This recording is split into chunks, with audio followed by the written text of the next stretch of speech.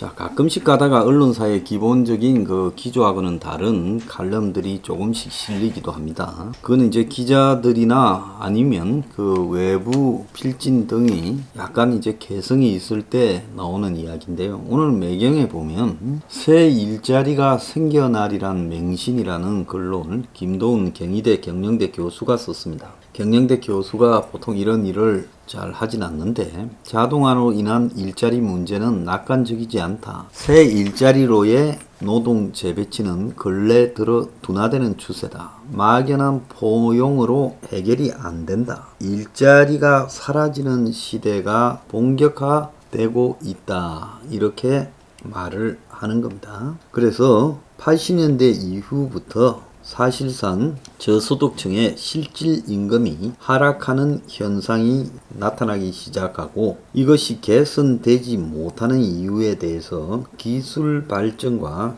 경제 전반의 생산 시스템 간의 불일치에 대한 적응 실패를 갖다가 이야기하고 있다는 거예요. 6, 70년대에 자동화로 인해 밀려난 직종은 주로 1차 산업과 일부 제조업이었는데, 이제 이들이 다른 제조업이나 서비스업에 흡수되면서 실질 임금이 상승하는 경향까지 나왔는데, 근데 그 이후에 자동화가 진행되고 세계적 차원에서 신자유주의적인 글로벌 분업화가 시작되면서 노동력의 재배치가 되지 못하고 불일치 불균형이 심화된다는 겁니다. 그래서 솔직히 이해관계가 없이 솔직히 말한다면 지금 세계적 차원에서 일자리는 계속 소멸되어 갈 거라고 봅니다. 그게 단순 노동뿐만이 아니라 아주 교묘한 형태로 전문 직업까지도 지금 소멸시켜 가고 있어요. 우리 주변에 보면 한번 보세요, 여러분들이. 요즘 뭐 번역하는 이런 사람들이 별로 있습니까? 전부 번역기 돌리죠. 그 다음에 요즘 아이스크림 파는데도 무인 가게, 온통 주변에 무인 카페들이 늘어나고 있습니다. 편의점도 무인으로 운영하는 데도 있지요. 그래서 지금 이런 일들이 막 생겨나다 보니까 그 부작용이 얼마나 심각한가 하면, 그 극단적인 예가 50대가 지금 직장에서 대부분 내몰린다는 겁니다. 그래서 이 50대가 직장에 제대로 붙어 있지 못하고 퇴물로 취급받고 있다는 거예요.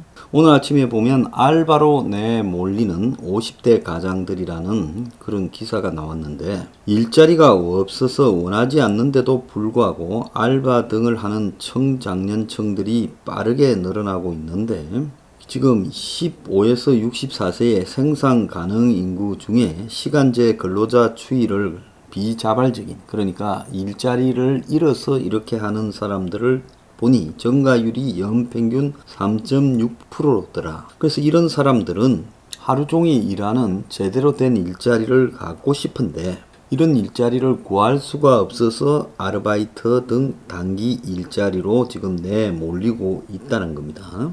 그래서 비자발적인 단기 일자리, 시간제 일자리에 내몰려 나오는 공급되는 노동자 숫자가 정규 직원, 일반 직장인들의 숫자에 비해 3배가 더 많다는 겁니다. 이런 사람들이 2010년부터 16년까지만 해도 80만 명인데, 문재인 정부가 출범하고 2017년에 100만 명까지 육박하더니 지난해에는 110만 명까지 늘어났다는 거예요. 그러니까 기업들도 이제 풀 일자리를 쓰지 않고 이렇게 아주 짧은 시간제로 일자리를 사람들을 쓰는 데도 많고, 그러다 보니까 일반 이 안정적 일자리에서 쫓겨난 사람들이 자기는 일을 풀로 하고 싶어도 그런 일자리가 없다 보니까 우선 먹고 살기 위해서 시간제 일자리에 매몰된다는 거예요. 자, 청년들은 취업을 못해서 시간제 일자리로, 50대는 직장에서 쫓겨나서 시간제 일자리로. 그런데 이 사람들이 하는 시간제 일자리도 최근에 기계화, 자동화 되니까 기계가 대처하고요. 그것조차도 사라져가고 있다는 겁니다. 자, 그런데 이런 일을 더 늘리고 있는 데가 있어요. 제가 카카오 피 때문에 택시 업계에 뛰어들은 카카오를 매우 못마땅하게 생각하는데, 오늘 아침에 조선일보 경제면에 보면 꽃배달, 미용실, 퀵 해가지고 카카오가 자기 상징물로 라이언이라는 걸 등장시키고 있죠. 그런데 이 카카오 라이언이 문어발처럼 사업 영역을 넓히고 있다는 겁니다. 처음에는 국민 메신저로서 카카오톡을 공짜로 해놓고는 이제 카카오톡에 선물하기, 결제, 쇼핑, 웹툰, 보험, 금융으로 사업을 확장시키고 퀵 서비스도 하고 대리운전도 하고 꽃배달, 미용실, 네일샵, 영어교육, 실내 골프장, 주차 대행 같은 부분까지 뛰어들었어요. 그래서 자산 규모가 20조에 이르는 이 대기업 재벌이죠. 재벌인 회사가 대표적인 골목 상권의 사업 분야까지 집어삼키고 있다는 겁니다. 만약에 롯데나 삼성이나 뭐 이런 데서 이런 일을 하고 있다면 얼마나 비판을 했겠습니까? 근데 카카오의 상권을 빼앗긴 중소업체와 자영업자들이 카카오가 이런 식으로 밀고 들어오면 버틸 곳이 어디 있겠느냐라고 한다는 겁니다. 이제 어떤 사업 분야에도 이 카카오 간판만 붙여놓으면 어색하지 않게 느껴진다는 거예요.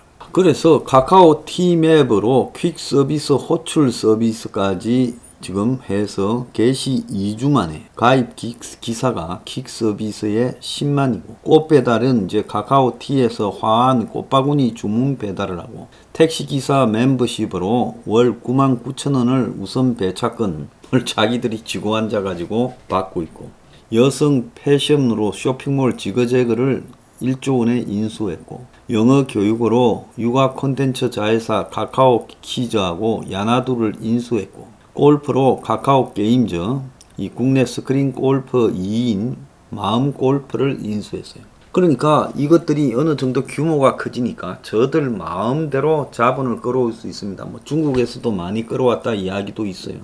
그걸로 국내에 문어발로 회사들을 사들이고 있다는 겁니다. 미용실, 네일샵까지 해서 카카오톡 안에 앱을 만들어 가지고 예약을 갖다가 할 수 있게 했고 대리운전도 카카오 팀 앱으로 대리운전 기사도 부를 수 있게 됐다. 그래서 카카오 계열사가 118개라는 거예요. 작년에 97개입니다. 정말 아주 대단하게 확장하고 있습니다. 그래서 과거에는 모바일 이용으로 하기에는 불편했던 영역에 진출해서 간단하게 조작을 해서 이걸 할 수 있도록 만들었고 이 때문에 중소업체 자영업자들이 엄청난 피해를 보게 만듭니다. 이들은 일단 들어오고 나면 처음에는 무료 이용으로 경쟁자들을 다 제껴버리고 자기들이 사람들을 많이 확보한 다음에 그런 다음에는 가격하고 수수료를 올리는 전형적인 플랫폼 사업의 이 착취 형태를 하고 있어요. 카카오 택시가 처음에 무료 서비스를 해가지고 택시 호출 시장의 80%를 장악한 뒤에 그 다음에는 택시 기사들을 상대로 유료 멤버십을 시작했다는 거예요. 택시 회사들이 카카오티 때문에 죽을 지경인데 이제 들어보니까 택시 타고 다니면서요. 택시 회사들이 차가 50대가 있으면 그 중에 10대 정도는 카카오티에 가입해서 회사에서 돈을 내고 수입을 비교해 본 다음에 이제 비교해서 T에 들어간 게 훨씬 많아질 거니까 점차로 차를 카카오티와 계약하는 물량을 늘려간다는 겁니다. 요즘 가만히 보면 택시의 등이 가로로 있는 등은 카카오티나 이런 데 가입을 안 한 회사인데 대부분 저녁에 한 7시, 8시에도 빈 차라고 켜고 다녀요. 그런데 카카오라고 세로로 등이 있는 갓등이 있는 지금 택시들은 손님을 빌 데가 없어요. 그래서 이 택시 분야도 완전히 장악을 해버렸다는 겁니다. 자, 그것뿐만 아니라 지금 미용실, 네일샵 이런 데에도 헤어샵까지도 과도한 수수료를 받고 있다는 거예요. 한 미용실 원장은요 16만원짜리 이제 미용을 해주고 버는 돈은 10만원 남짓인데 왜 그러냐 하니 카카오가 25%를 떼가는데 여기에 결제 수수료 3%까지 얹으면 거의 30%를 받아간다는 거예요. 요즘 젊은 사람들이 다 카카오를 통해 예약해 들어오기 때문에 어쩔 수 없어서 카카오 헤어샵을 이용하고 있고 퀵 서비스도 카카오가 카카오 퀵을 갖다가 하고 있는데 당장은 수수료를 딴 데보다 싸게 하지만은 이제 이것 때문에 적은 중소킥 서비스 업체들이 사라지면 수수료를 올릴 건데 그때는 어떻게 하느냐. 그래서 카카오 때문에 고사 위기에 처한 중소상공인들이 이 지난달 대리운전과 셀프 빨래방 업계에서 이 지금 동반성장위원회에다가 중소기업 적합업종 추가 선정을 해서 두부, 문구, 소매, 중고차 같은 것을 중소기업 적합업종으로 지정해 카카오 등이 들어오지 못하게 해달라는 겁니다. 그 참 한국 사람들이 이상해요. 과거에 기존 온프라인 재벌, 뭐 삼성, SK, 현대, 뭐 롯데 이런 데가 뭘 중소기업이나 자영업자들이 하는데 뛰어들면 금방 난리를 쳐서 그런 것들을 못하도록 이렇게 압력도 넣고 또 중소기업 적합업종으로 보호도해주고 하는데 온라인 업체 부분에 대해서는 절대로 이들이 자영업자나 중소기업의 영역에 뛰어들어서 그걸 다 장악하는 것을 방치하고 있어요. 서비스업도 마찬가지고요.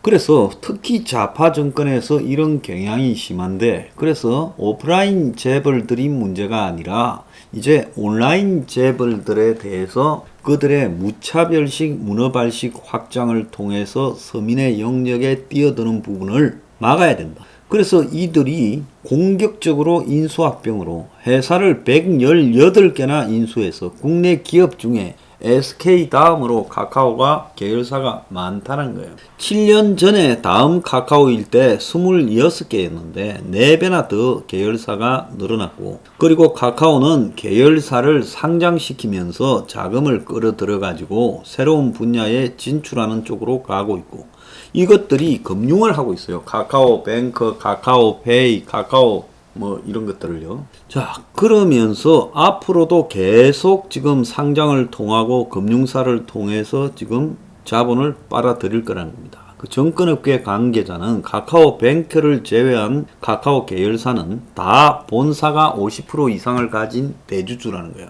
그러니까 절대로 계열사들을 이렇게 흩어지지 않게 꽉 장악을 해서 계열사가 많아지면 몸값이 더 커질 거라는 거예요.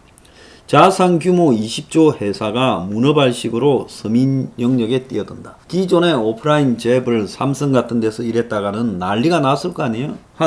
저희 회원이 이야기를 해왔어요. 아들이 삼성에 다니는데 얼마 전에 급식업체를 삼성 계열사에서 한다고 바깥치기 했는데 그 뒤에부터 굉장히 맛이 없어졌다. 급식 배급이요. 그런 정도로 재벌 회사는 빡 쪼으면서 이 오프라인 재벌들 카카오, 네이버, 그리고 게임 회사들 이런 데에 대해서는 완전히 그냥 방치하고 있다는 겁니다. 그러면 왜 온라인에는 관대하고 오프라인에는 저렇게 가혹하게 하느냐. 같은 재벌이라도 이 부분에 대해서 좌파 정권이 해명을 해야 된다. 철저하게 저는 온라인 재벌들의 이 사업 영역을 통제해야 된다고 보고요. 카카오의 2대 주주가 텐센트라는 중국 자본이라는 것은 소문이 많이 나 있습니다. 그래서 카카오가 중국 자본을 끌려다가 또 이런 식으로 문어발식으로 사업 확장을 하고 있다는 거 이거요.